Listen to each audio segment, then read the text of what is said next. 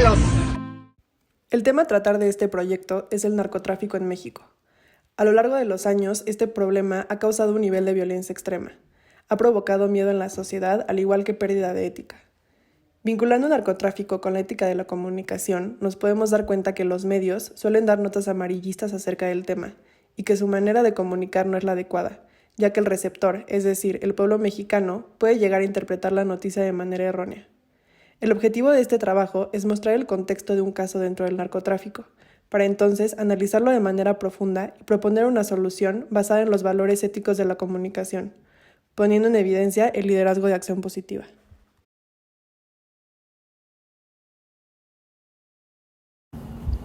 El narcotráfico es una industria ilegal mundial que consiste en el cultivo, manufactura, distribución y venta de drogas ilegales.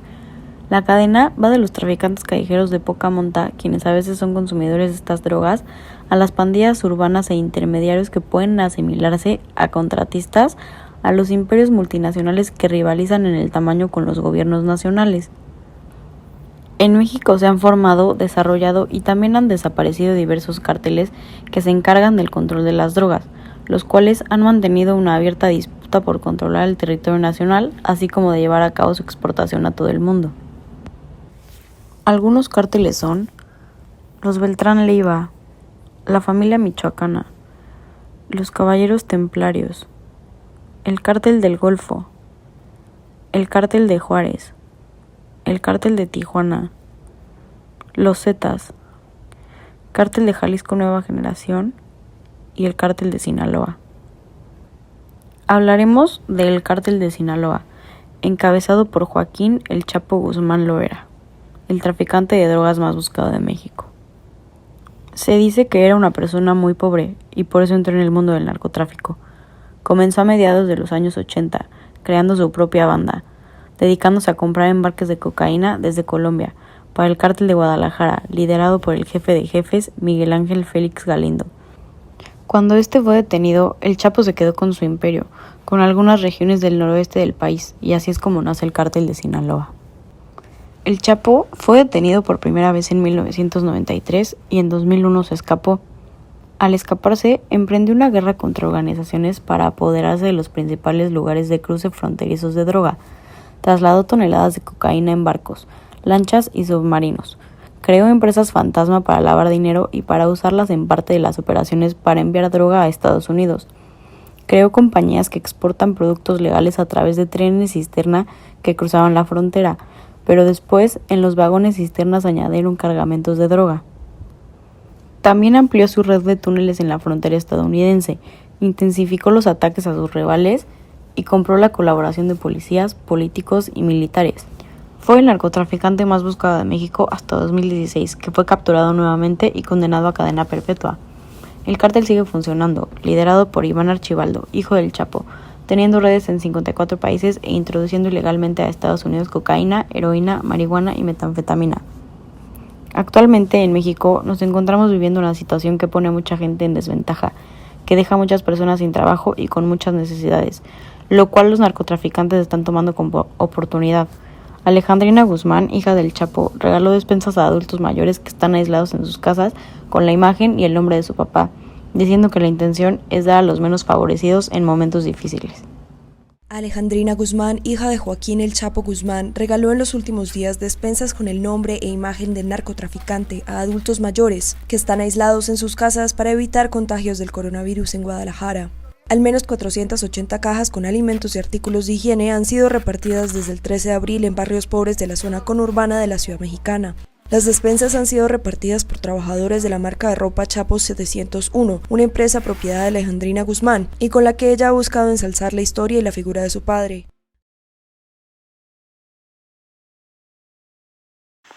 ¿Cuándo afecta el narcotráfico socialmente?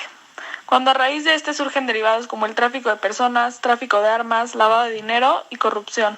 También cuando el narcotráfico llega a los hogares por medio de extorsiones, a los locales exigiendo derechos de piso, cuando hay destrucción de familias y, lo más lamentable, cuando hay muertes inocentes.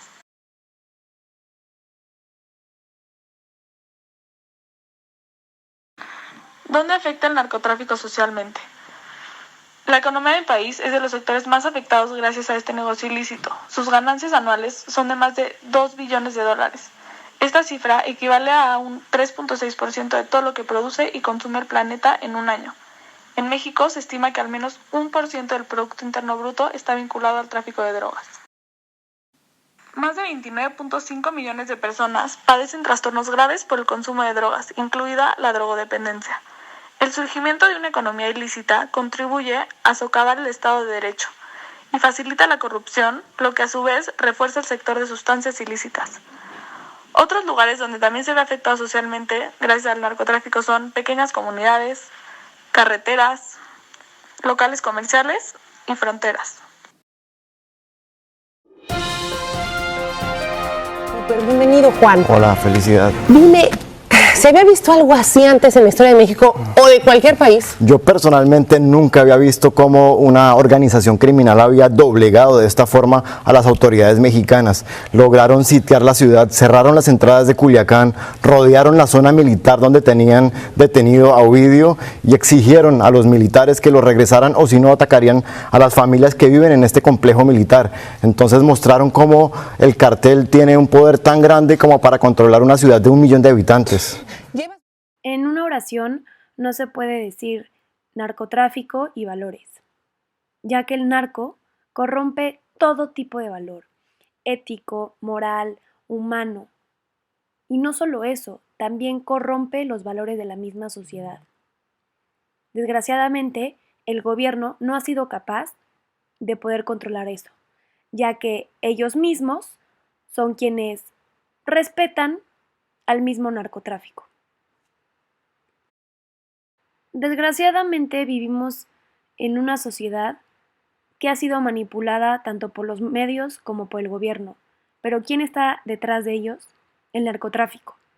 Y no solamente rompen con los valores de una persona, sino que pueden lograr que esa persona acabe con su propia vida o con la de alguien más.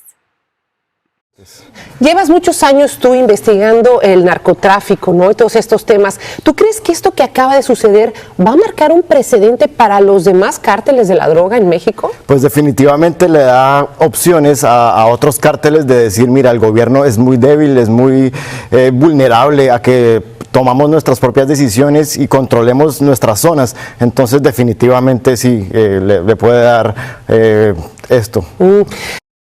Como podemos ver, el gobierno también pierde esos valores, el de la honestidad, el de la propia vida, y se ha convertido en el motor del narcotráfico, ya que les ha abierto tantas puertas que han perdido el valor de la autoridad, del respeto, y es por eso que el narco hoy en día supera al gobierno mexicano. Lo vemos en el caso del Chapo Guzmán o su hijo, en donde ninguno de los dos se vio amenazado por el mismo gobierno, sino ellos fueron quienes controlaron y acabaron con él mismo.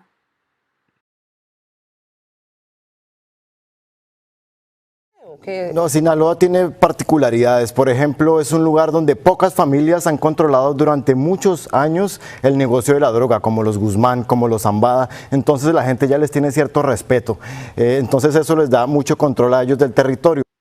La sociedad se ve afectada de una manera crítica ante el narcotráfico, ya que se han encargado de manipular y a obligar a la sociedad a verlos como líderes, como héroes, cuando lo único que han provocado es afectar la moralidad y la ética de la misma persona.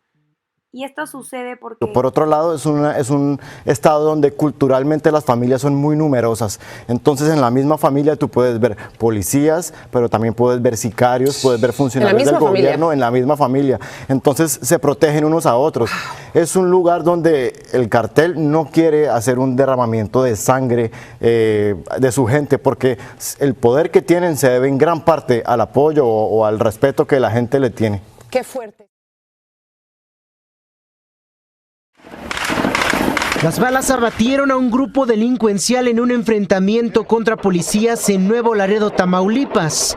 Entre los 11 asesinados estaba Juanito Pistolas, así le apodaban sus compañeros del Cártel Noreste. Esta canción cuenta cómo Juanito fue reclutado desde los 13 años por el crimen organizado y era famoso por presumir sus armas en redes sociales. Así como Juanito, hay otros casos de niños vinculados a grupos criminales. Tan solo entre 2007 y 2019, la Secretaría de Defensa Nacional ha capturado a más de 5,000 menores de edad en distintos operativos contra el narcotráfico. Muchos de estos menores son reclutados por el crimen organizado debido a la falta de protección de las autoridades. La falta de oportunidades de trabajo y educación también facilita la incorporación de los jóvenes a las filas del crimen. Esa desprotección lleva a que sean blanco fácil de cualquier grupo criminal. Varios no terminan por la situación económica. Algunos padres de familia pues prefieren llevárselos a trabajar en lugar de que se queden a terminar su primaria. Mínimo ni la primaria terminan. De ahí se los llevan a trabajar y ya no regresan algunos.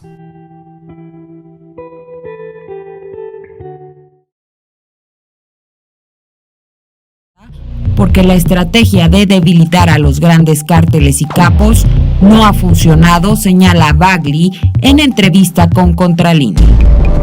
Aunque medidas como legalizar la marihuana y despenalizar otras drogas, así como atacar las estructuras financieras del crimen organizado, son pasos en el sentido correcto que empieza a dar el gobierno que inició el pasado 1 de diciembre. No hace falta mencionar que México está sufriendo una de las peores guerras, la del narcotráfico, y que los índices de violencia actualmente se encuentran altísimos en diversos estados de la República. Pero, ¿qué pasaría si les dijera que las estrategias del gobierno dirigidas a acabar con esto han sido erróneas? A continuación, haré lo posible por explicarles cómo es que se llegó a la solución de apoyar la despenalización de drogas. Primero es necesario aclarar, despenalizar no es lo mismo que legalizar.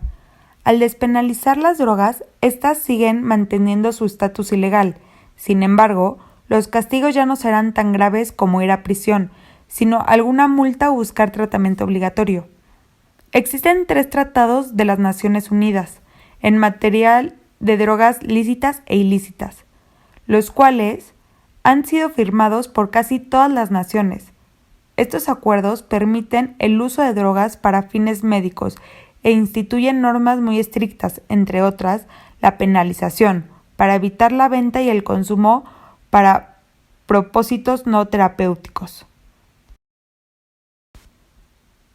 Se llegó a esta conclusión porque los gobiernos tienen la responsabilidad ética y moral de garantizar y defender el bien común de sus ciudadanos, ya que son líderes, pero tienen que hacer de acción positiva, dado que el narcotráfico pone en peligro la salud, la seguridad y el Estado de Derecho de las naciones.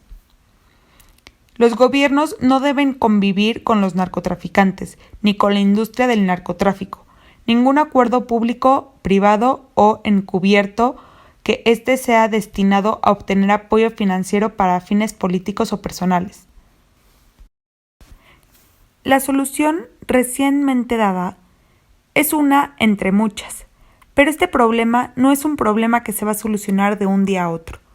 Por eso es muy necesario también concientizar al público suministrándole información científica actualizada sobre cómo las drogas afectan el comportamiento, el cerebro y el resto del organismo, con el fin de explicar por qué la legalización de la marihuana y de otras drogas recreativas es deficiente como política pública, jurídica y sanitaria.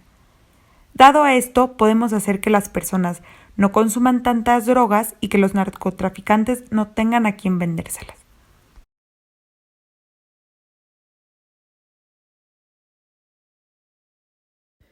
El hacer conciencia dentro de la sociedad respecto a los efectos que tiene la droga se vincularía con desvanecer las falsas ideas que se tienen del narcotráfico.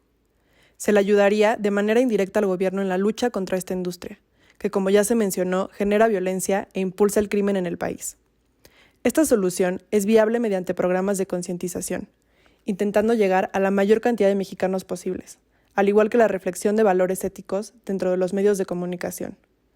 Es una labor en la que se requiere del gobierno, de los medios masivos de comunicación y de la población. Juntos podemos hacer que el problema del narcotráfico disminuya día con día.